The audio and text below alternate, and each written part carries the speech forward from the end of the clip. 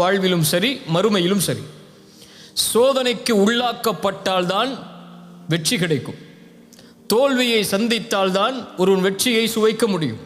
தோல்வியை சந்திக்காத வெற்றியாக இந்த உலகத்திலும் நாளை மறுமையிலும் கணக்கிடப்படாது. அல்லாஹ் ரப்புல் ஆலமீன் சூரத்துல் அன்கபூத்துடைய 1வது 2வது 3வது வசனத்தில் அல்லாஹ் அதை தெளிவுபடுத்துகிறான். அலிஃப் லாம் மீம் அர்த்தத்தை அல்லாஹ் அறிந்தவன். ஹஸிபன் நாசு அய்யுத்ரகு அய்யகூலு ஆமன்னா வஹும் லா யுஃப்தனூன். லா இலாஹ இல்லல்லாஹ் என்று நீங்கள் கூறிவிட்டால், நீங்கள் முஸ்லிம்களாக மாறிவிட்டால், இறைவனுக்கு நெருக்கமானவர்களாக மாறிவிட்டால் அல்லாஹ் உங்களை சோதிக்காமல் விட்டு விடுவான் என்று எண்ணிக்கொண்டீர்களா?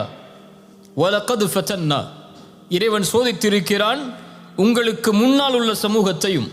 ஃபலயஅலமன்னல்லாஹு அல்லதீன ஸதகு வலயஅலமன்னல் காதிபீன்.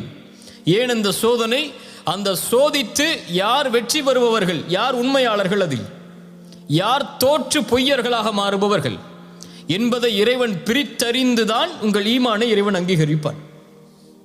புரியுதா?